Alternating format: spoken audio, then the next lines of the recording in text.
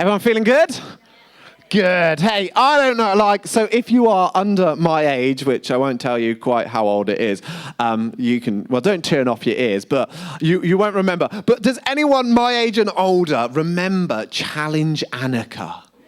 Challenge Annika. That's a blast from the past, isn't it? I'm looking around. There's a few blank faces. Who the bloomin' heck is Challenge Annika? Now, I remember when Challenge Annika came to Worcester. So I grew up in Worcestershire and I went to school in Worcester. And Challenge Annika came to Worcester to build the blind college. We were having a blind college built. And I don't think she was building it single-handedly. But she was building the blind college. Now, Challenge Annika, can you remember her buggy that she had? Like that weird little car that she had. Well, we had an idea once. I went to school in Worcester. I was only young, and we persuaded my mum on the way home from school, right, can we park up outside the blind college and wait for Challenge Annika to come out? And I don't know why, but my mum said, okay, we persuaded her. We wore her down enough. And so we parked up outside the blind college on this dual track with double yellow lines, waiting for Challenge Annika to come out in her little buggy, because we wanted to see this celebrity. We wanted to see this famous person. We wanted to see Challenge Annika. It was Annika Rice, wasn't it? I won't keep on saying Challenge Annika. And so eventually we see this very distinct buggy come out with the camera crews, and that's it. We gave it chase. We started following her, and I don't know where we were going, and I don't know what we thought we were going to do whenever she got to where she was going, but we were chasing her. We were pursuing her. We were chasing her. It was all going so well, and we were like, oh, maybe we'll get an autograph. Maybe, we weren't going to get photo because back then we didn't have camera phones or anything like that.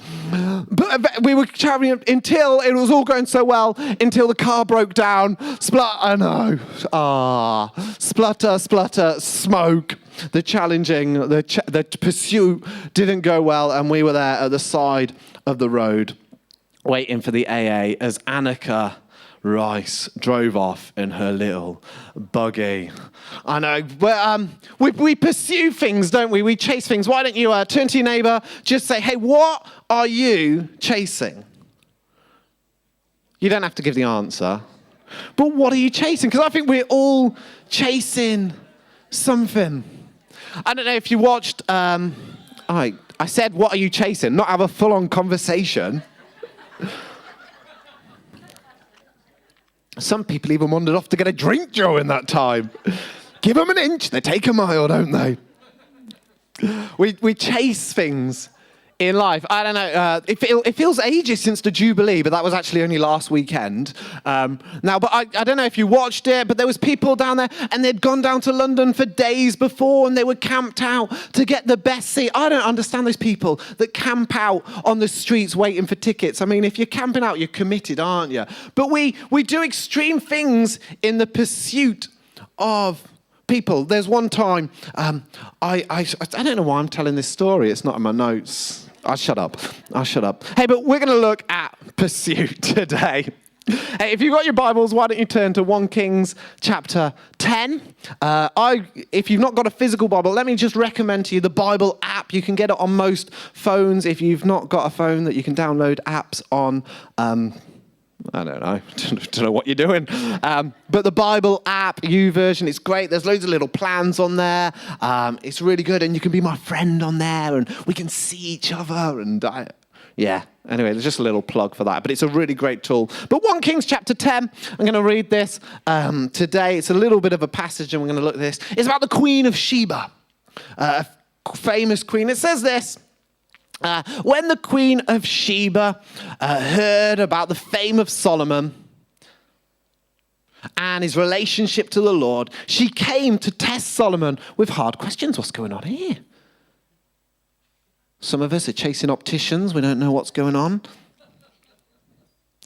Arriving at Jerusalem with a very great caravan. That's not like the caravan you tow behind your car. But with camels carrying spices, large quantities of gold and precious stones, she came to Solomon and talked with him about all that she had on her mind. Solomon answered her questions. Nothing was too hard for the king to explain to her. And when the queen of Sheba saw all the wisdom of Solomon and the palace he had built, the food on his table, the seating of his officials, the attending servants in their robes, his cupbearers, and the burnt offerings he made at the temple of the Lord, she was overwhelmed. She said to the king, "The report I heard in my own country about your achievements and your wisdom is true. But I did not believe these things until I came and saw with my own eyes. Indeed, not even half was told me. In wisdom and in wealth, you have far exceeded the report I heard. How happy your people must be. How happy your officials who continually stand before you and hear your wisdom. Praise be to the Lord your God, who was delighted in you and placed you on the throne of Israel. Because of the Lord's eternal love for Israel, he has made you king to maintain justice and righteousness." And she gave the king 120 talents of gold, large quantities of spices and precious stones. Never again were so many spices brought in as those the queen of Sheba gave to the king. And it keeps on going on and on. Verse 11, 12, more stuff she brought. And then verse 13, King Solomon gave the queen of Sheba all she desired. King Solomon gave the queen of Sheba all she desired and asked for, besides what he had given her out of her royal bounty. And then she left and returned to her own country. I'm just going to get this little lectern. I'll tell you why. So I can move around more.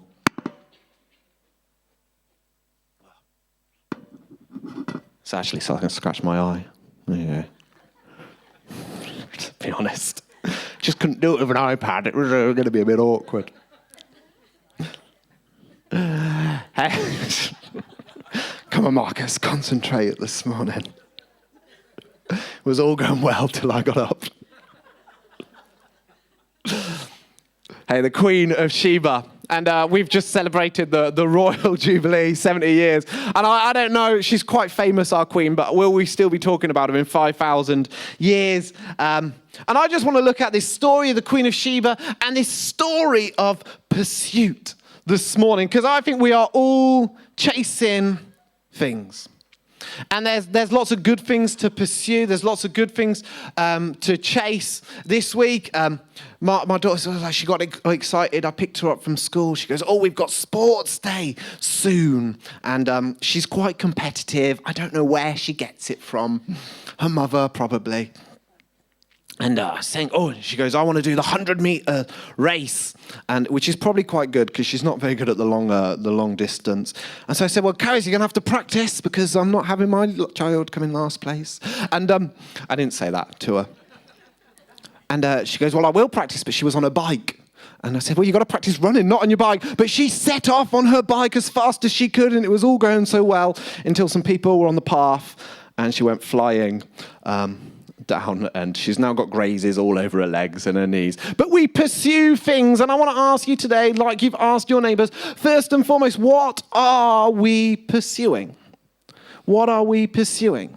And I think we are all pursuing something, and unless that question is at the forefront of our mind, unless we really think about it, we end up pursuing the things that maybe God doesn't want us to pursue. The things that God doesn't want us to chase, because there's so many distractions in life. Like, I get distracted all of the time. Like, there's some random shoes down there. I'm distracted. And we've got to have this question right at the front of our mind. Well, what are we pursuing? What are we chasing after? What is there? Because if it isn't God, if it isn't what God wants for our lives, we will start chasing something else. So that question, what are we pursuing? What are we chasing? Because the Queen of Sheba, she wanted to encounter Solomon. And I'm just going to go through the text this morning really quickly. I say really quickly. I've got the timer on. Don't worry. I've not got the timer on. It's not there. I hope it's not there. If not, I've only been talking for 3 minutes, but I've been talking longer than that. It says this. So Queen of Sheba, she was pursuing. The first thing I notice about this text is that she hears. She hears. It says that right at the beginning. When the Queen of Sheba heard about the fame of Solomon, and just a side point already, even before we've started talking about the points of pursuit, the fact is that the Queen of Sheba heard about the fame of Solomon because someone was talking about the fame of Solomon. And as a church, we want our heart is to bring life into our world, is to bring life into our communities, is to bring life into people, that life of God. But unless people hear, they're never going to encounter.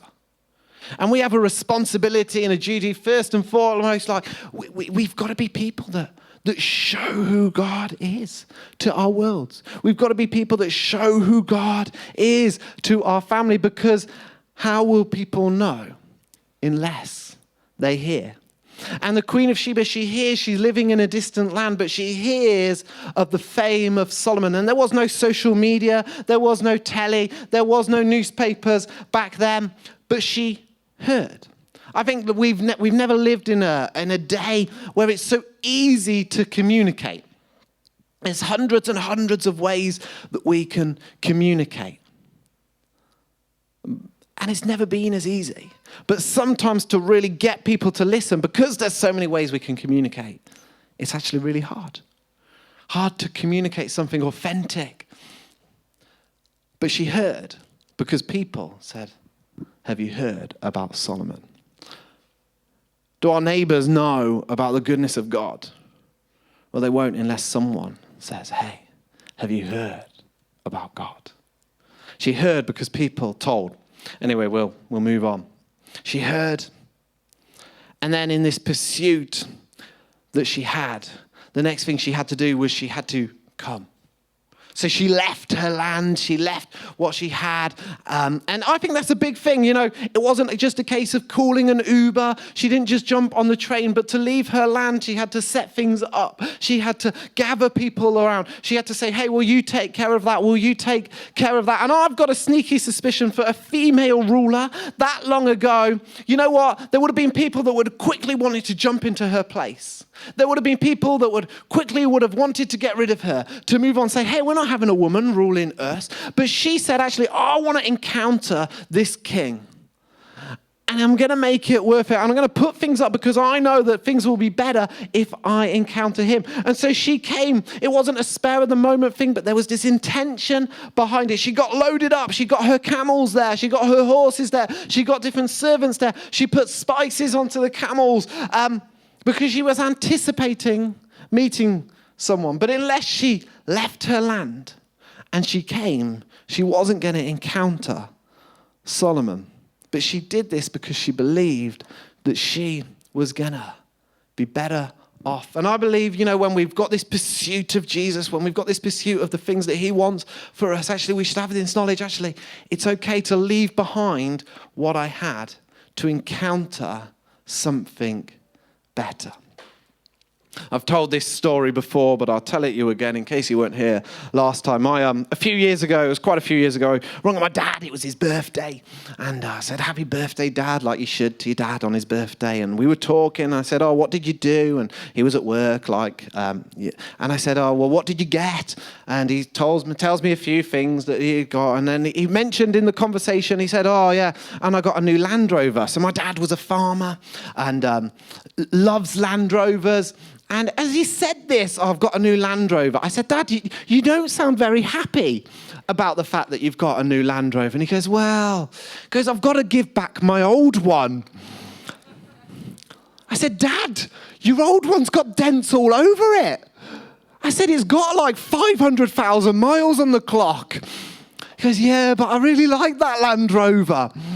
Sometimes to get the new thing, we have to leave behind the old thing. And it can sound easy, but sometimes our identity can be built in things from our past. Maybe, you know, it's something that we've been through. Maybe, you know, we've been talking about healing this morning. Some people's identity can be built in conditions that they have. But to get the freedom of God, to pursue Jesus, we might have to leave something behind. And she came, so she heard. She comes. And she asks. So she comes to Solomon. And she's a ruler. She's ruling her own nation. But she says, hey, I want to learn from someone else. And sometimes if we can struggle to come to other people and to ask. Say, I've not got it all. I've not made it all by myself. I'm not there yet. And she comes and she asks. And I think that's the first thing. Are we willing to say to Jesus, hey, I need you? And I know it sounds like a simple thing and we sing the songs, but God, I'm not it. I need you. I need you in my life. I need you in this place. I need your help here. And she comes and it says she asks him hard questions, tough questions. And I want to say today, it's okay to ask. It's okay to talk to God. And it's okay to ask him those tough questions. When things don't make sense in your life, it's okay to say, God, why does this not make sense? A number of years ago, a friend, we were talking and he was going through some hard times in life. And he said, Marcus, he goes, if I'm honest, he goes, I just go out and I was just going out and I was just shouting at God. And I was swearing at God. And we might think, what? Swearing at God? And I think God's okay with that. Because sometimes when tough challenges come our way, we do one of two things. We either run from God and there's no communication at all, or we can run to God. And even if it's running to God, swearing at God, saying, God, I don't get this. Why are you doing this to me? I think God rather us do that than to walk away from him completely and to not communicate to him at all. And so Sheba, she comes and she asks. She asks. In our pursuit of God, of the things that we're pursuing him for, or just a deeper relationship with him, will we ask? It says she asks all that she had on her mind. And the next thing we see in this story, so she's heard, she's come, she asked, and then she listens. She sits at Solomon's feet and she listens. Sometimes people have a habit, we ask questions, but we only ask because we want the answer that we want to hear. Not in this church, of course, but in another church that I've been involved in, because you guys are all perfect. There was this lady, and she came to me and she asked me about something that she wanted in her life. And she came and she was asking me this question: is it okay for this to happen in my life? And I said, no, not really, because that goes against what God wants for you. That's not going to bring you into a good place. And so she was like, okay. And then I see her go to someone else. And she was asking them the same question. Is it okay? Can you pray with me? Because this is what I feel like God is wanting.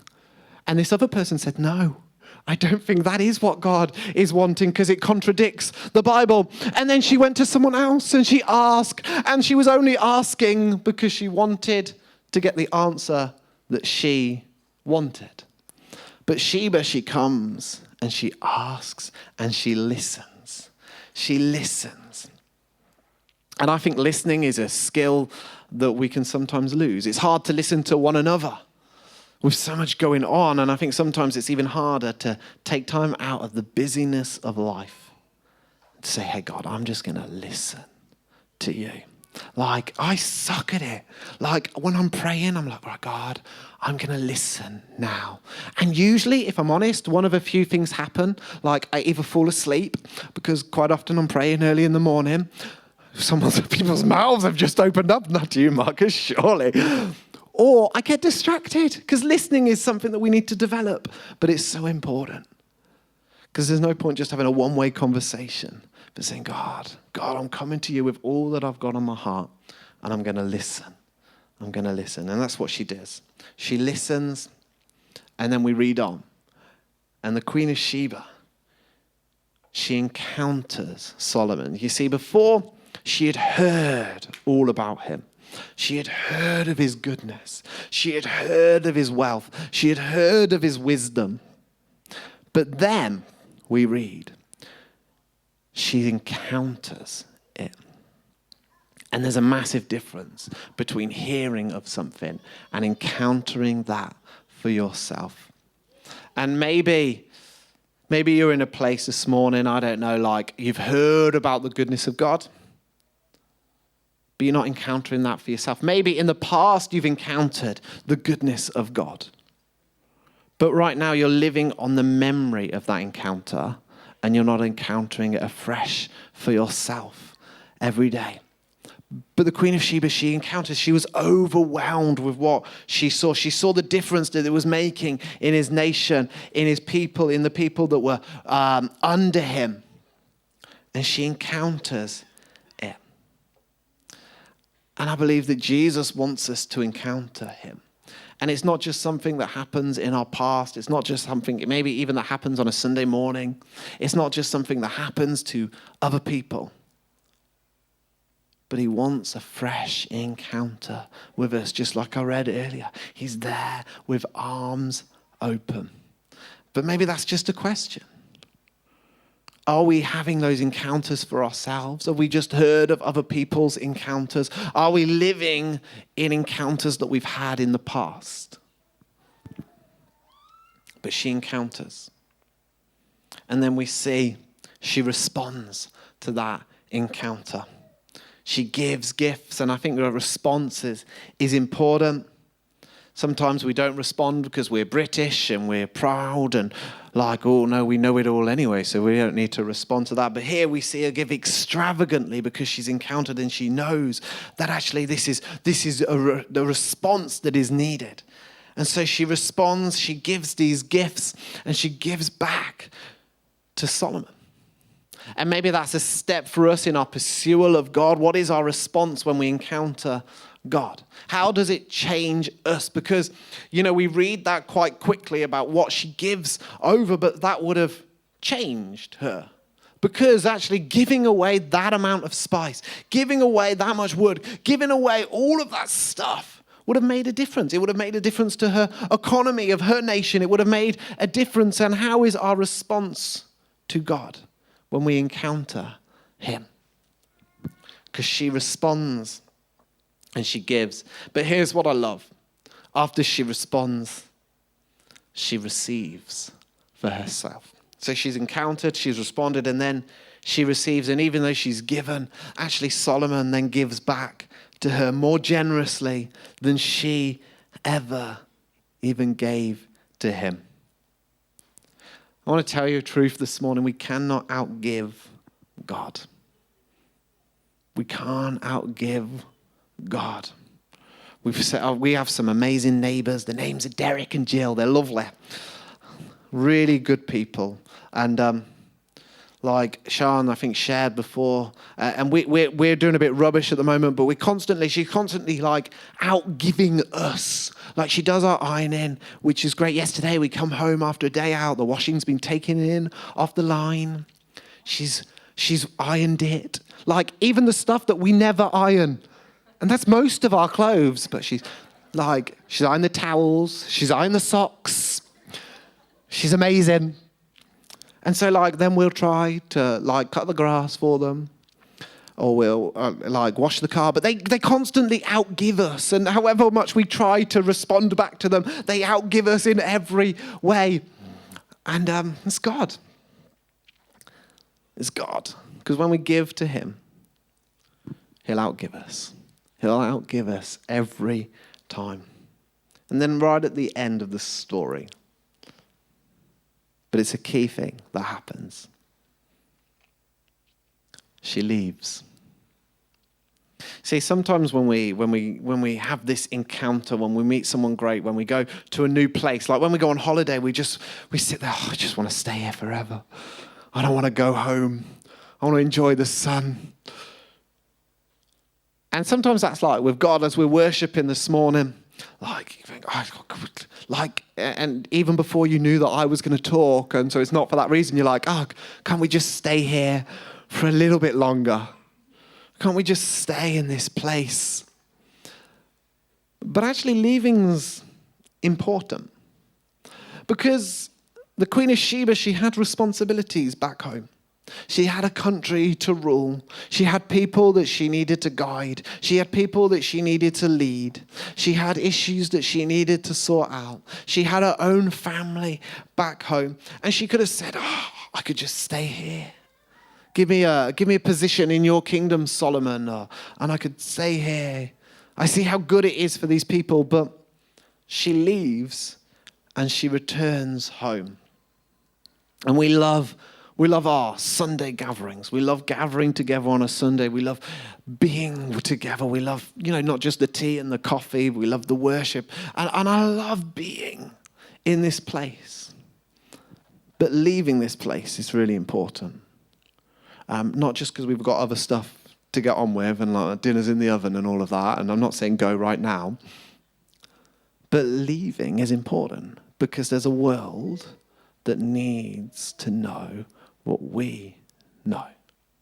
And the story loops itself again because we encounter, we receive, and we leave so that other people can hear of the goodness of God. And sometimes we could stay inside a little bubble and we could keep what God has given us to ourselves. But actually leaving is important. Leaving is important to make a difference. Jesus, when he's on earth and he's encountering different people, he encounters a man and he's got loads of issues. 1,000 demons in him, and you might know the story. Jesus casts them out and they run into some pigs and the pigs run off down the hill into the river.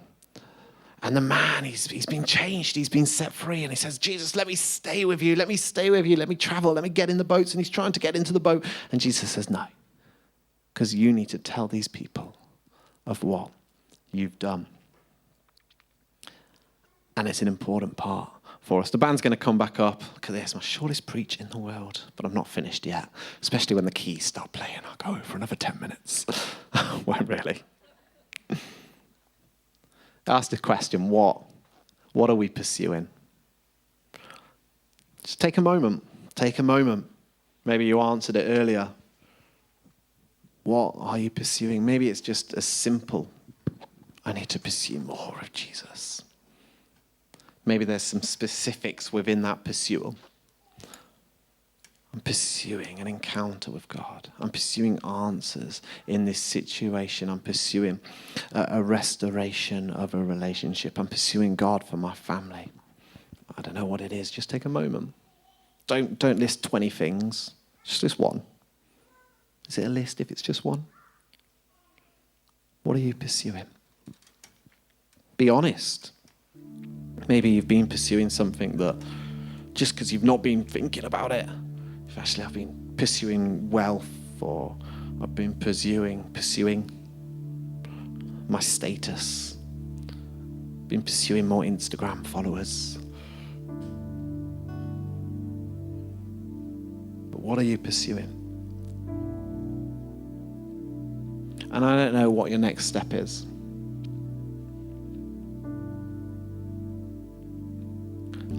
Maybe that's the step you need to take in your pursuit. Maybe you need to come today.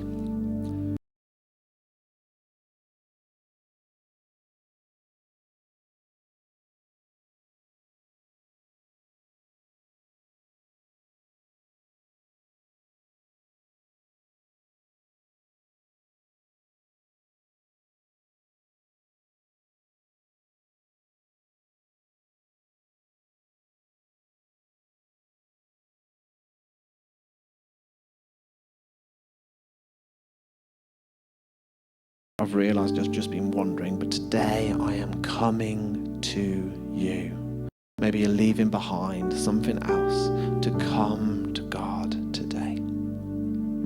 Maybe your next step is to ask. Say, God, I need to know this. Or God, I need this. Or God, this doesn't make sense in my life. God, I just need to feel your presence, God, in my heart. Maybe the next step is asking.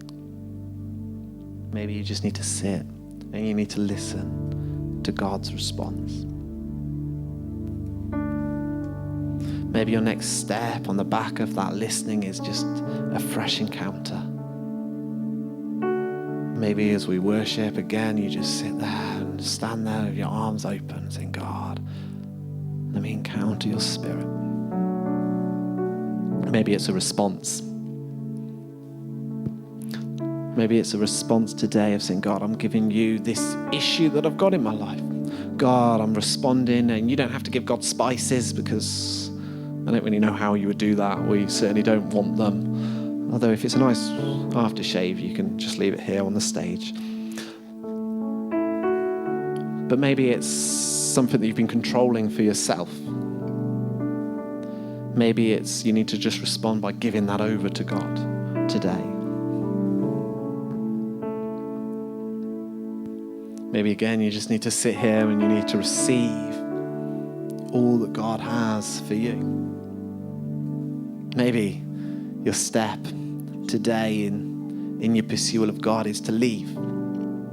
Say, God, I need to share this with other people. I need to tell my family, my friends of your goodness. So those questions today, what are you pursuing? Number one. Number two, what is your step today? What is your next step? God, we thank you that you are a God who is worth pursuing. God, we thank you that first and foremost, you are a God who pursues us. God, when we as lost sheep have gone astray, you are God who has left to chase us down, to find us, God. And we thank you that you pursue us. But God, we want to be a people that pursue you and what you have for us above anything else in the world. And so God, I pray that you'd be here right now. We know you're here. We pray that your presence would be here, that you'd flood this place right now, that we'd be aware of you, so that God, we can fully pursue you in this place this morning.